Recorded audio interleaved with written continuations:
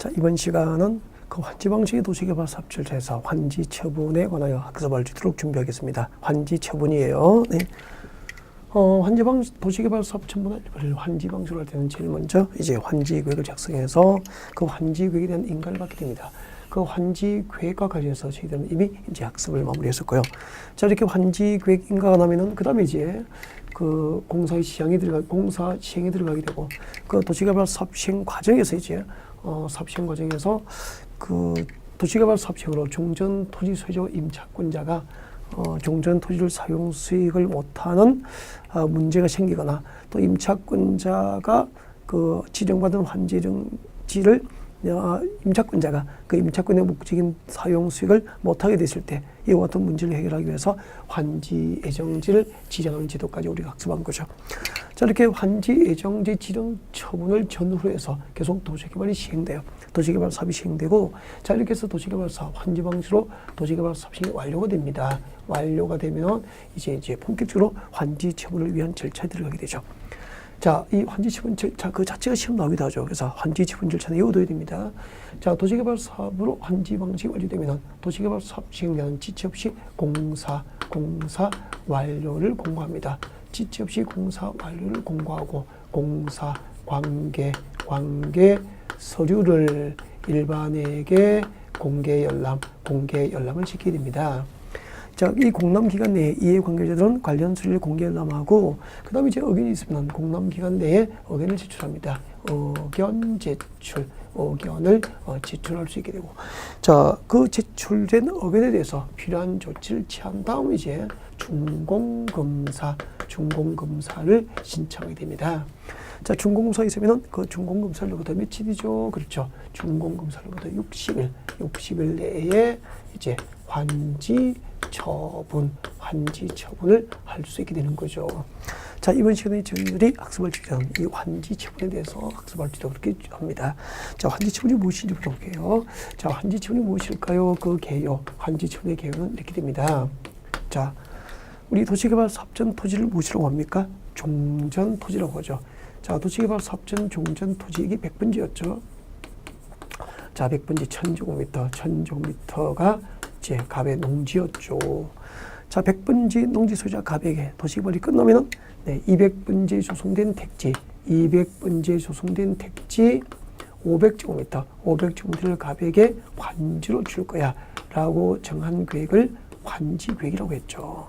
그러면은 지금 환지 계획에 의해서 200분지 500제곱미터 토지는 갑의 환지로 확정된 겁니까? 계획만 된 겁니까? 계획만 돼 있는 거예요.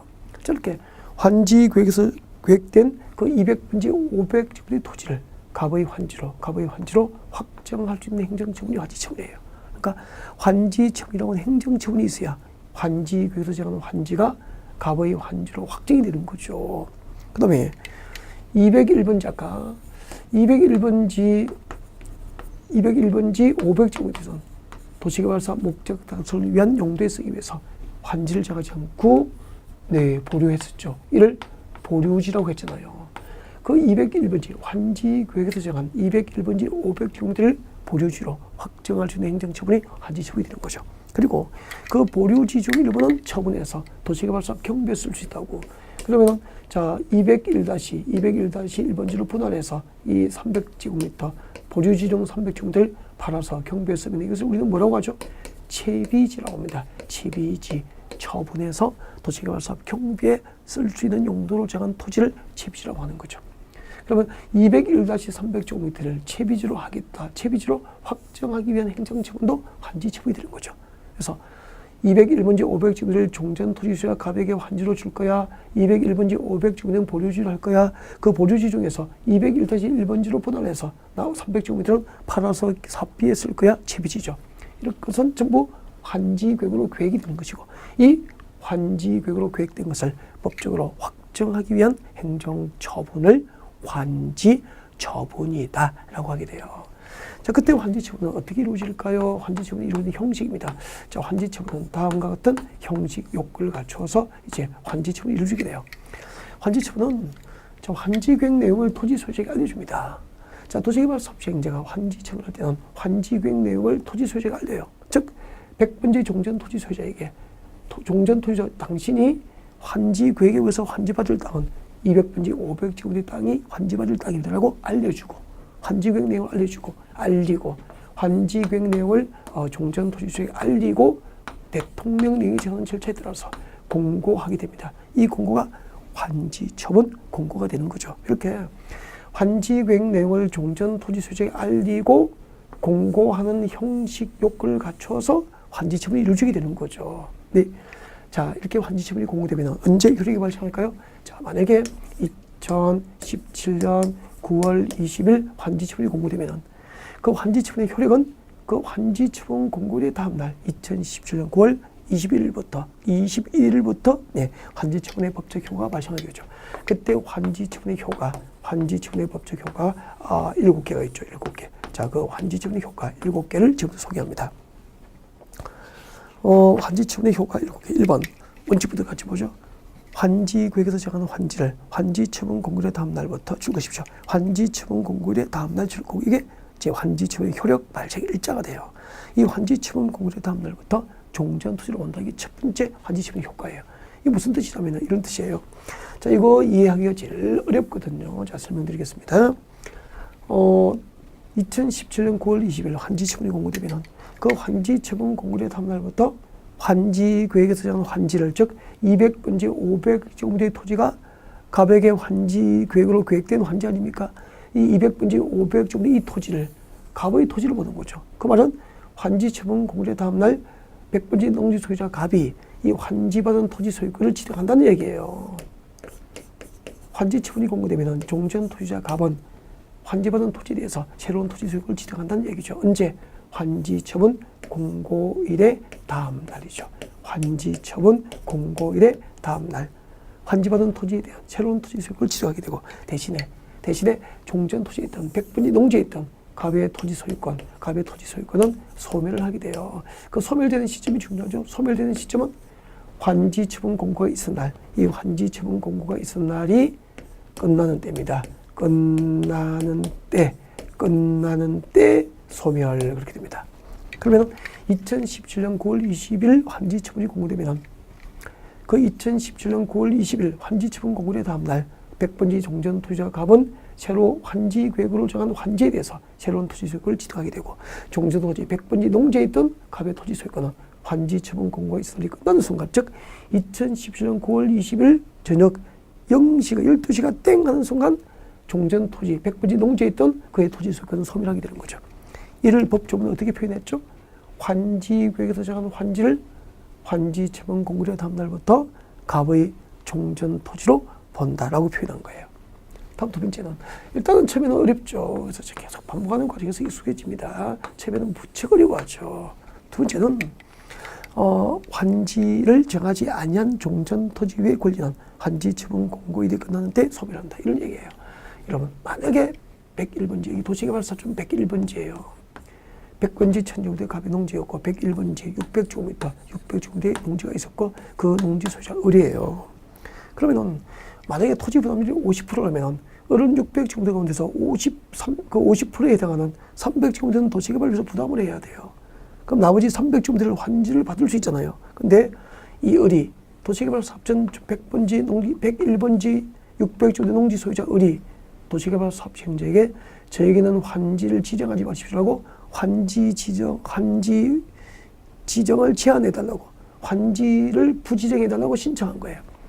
이렇게 종전 토지 소유자가 환지 지정 제한을 신청하거나 환지 부지정을 신청하면은 네, 을에게 환지를 정하지 않고 101번지 600제곱미터 토지 소유자 을에게는 환지 위에서 환지를 정하지 않게 되죠. 이렇게 종전 토지 소유자가 환지 제외를 신청하거나 환지 제외에 동의를 한다면은 101번지 600제곱미터의 토지는 환지 위에서 환지를 정하지 않게 되는데 이 환지 위에서 환지를 정하지 않은 101번지 600제곱미터 존재하는 을의 권리는 토지 소유권은 환지 처분 공고가 있은 날이 끝나는 순간 소멸합니다. 다시 하면 환지 위에서 환지를 정하지 않은 토지에 존재하는 권리 즉 101번지 600제곱미터 토지에 존재하는 권리는 을의 토지 소유권이 존재하죠. 이 환지 계획에서 환지를 정하지 아니한 토지에 존재하는 권리는 환지 처분 공고가 있은 날이 끝나는 때 소멸합니다. 소멸 동그라미 하십시오.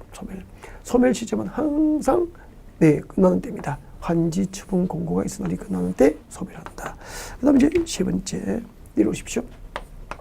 지역권 나와 있죠. 지역권은 네. 자, 같이 보겠습니다. 도시개발구역의 토지에 설정된 지역권은 환지처분에도 불구하고 종전투지에 존속한다. 자, 지역권은 환지처분에도 불구하고 종전투지에 존속한다. 밑줄 것이고 밑에 원칙. 이런 얘기예요. 도시개발구역의 종전토지에 여기에 갑의 100번지 종전토지에 지역권이 설정되어 있었어.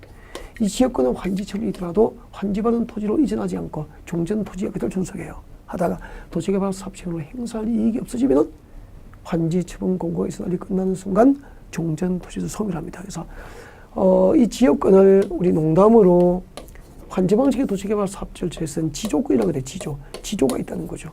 환지처분이더라도 환지받은 토지로 이전하지 않고 종전토지에 그대로 존속합니다. 하다가 도시개발 사업시행으로 행사할 이익이 없어지면 종전토지에서 소멸하고 말죠. 그래서 종전토지에서 소멸, 죽을지언정 환지받은 토지로 이전해요, 안 해요? 하지 않죠. 그래서 지조권이다, 지조 있는 권리다라고 하게 됩니다.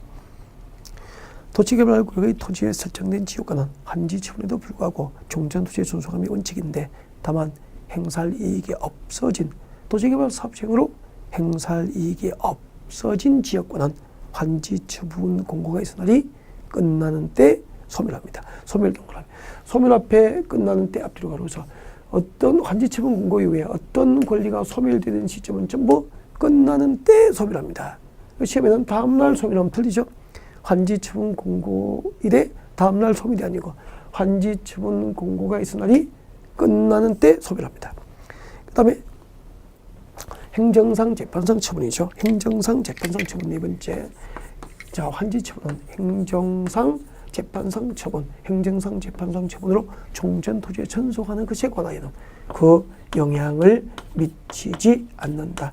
행정상 재판상 처분으로 종전토지에 전속하는 것에 대해서 환지처분은 영향을 미치지 않는다. 이런 얘기예요.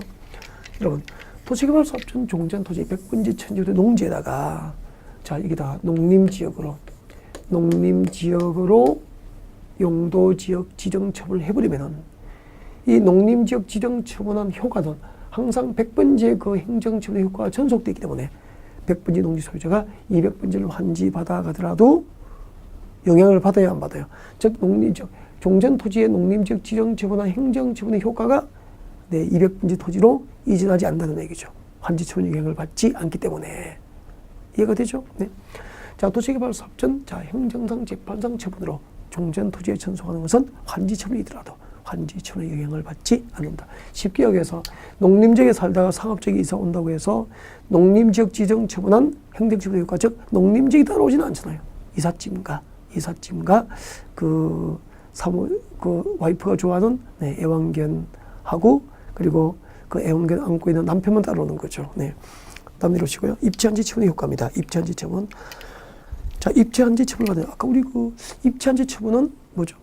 도시개발사업전 종전토지 소유자에게 새로 조성된 택지 대신에 그 입지적 대상물인 건축물의 일부하고 그 공유지분이 교부되는 거였죠. 즉 아파트 입주권이 교부되는 거였다고 해서 입체 환지 처분을 받은 자는 환지 처분 공고가 있으면 그 다음날 그 받은 건축물 일부에 대해서는 아파트니까 구분 소유권을 지정하게 되고 토지에 대해서는 토지에 대한 공유 지분권을 지정하게 됩니다. 같이 볼까요? 입체 환지 처분을 받은 자, 즉 아파트 입주권을 받은 자는 환지 처분 공고가 된 날의 다음 날 그 아파트에 대한 즉 건축물 일부에 대해서는 구분 소유권을 지정하게 되고 또 토지에 대해서는 공유 지분권을 각각 지정하게 됩니다. 이 경우 종전 토지에 설정된 저당권은 환지 처분 공고의 다음 날부터 제로 소유권을 지정한 건축물의 일부, 제로 구분 소유권을 지정한 건축물의 일부와 당의 토지의 토지의 공유 지분에 저당권이 존재하는 것으로 보게 됩니다. 그러니까 입지한지 처분을 받은 자의 그 종전 토지나 건축물에 설정된 저당권은 새로 구분 소유권을 지정한 건축물의 일부 아파트와 그 아파트의 토지의 공유 지분으로 이전한다는 거죠. 그래서 아까 그 환지 처분이더라도 종전 토지에 존속하고 이전하지 않은 지조 있는 권리가 지역권이라면은 도시개발구역 안에 종전 토지나 건물에 설정된 저당권은 그 토지 소유자가 환지받은 토지로 금방 보따리 사서 이전해버려요. 그래서 지조 있는 그녀가 지역권이라면 저당권은 지조 없는 그녀다 그렇게 얘기를 합니다. 그 다음에 채비지죠. 자, 채비지는 처분에서 경비에서 이되기 때문에 채비지는 네, 시행자가 그 소유권을 취득하게 되고요. 보류지는 네, 환지구역에서 정한 자가 각각 환지 처분 공고의 다음날 소유권을 취득하게 됩니다. 그래서 구분하셔야 돼요. 여러분, 채비지에 대한 소유권 누가 취득하죠? 그렇죠. 채비지에 대한 소유권은 시행자. 당연한 거 아니에요. 도시개발사업 시행자가 그 소유권을 취득해야 처분해서 사업비를 칠 거 아닙니까? 그리고 보류지죠. 보류지는 그 도시개발사업 목적 달성을 위한 용도에 쓰기 때문에 그 구역별로 목적이 다 달라요. 그래서 그 보류지의 소유권을 취득할 자는 어디에서 정하냐면은 환지계획에서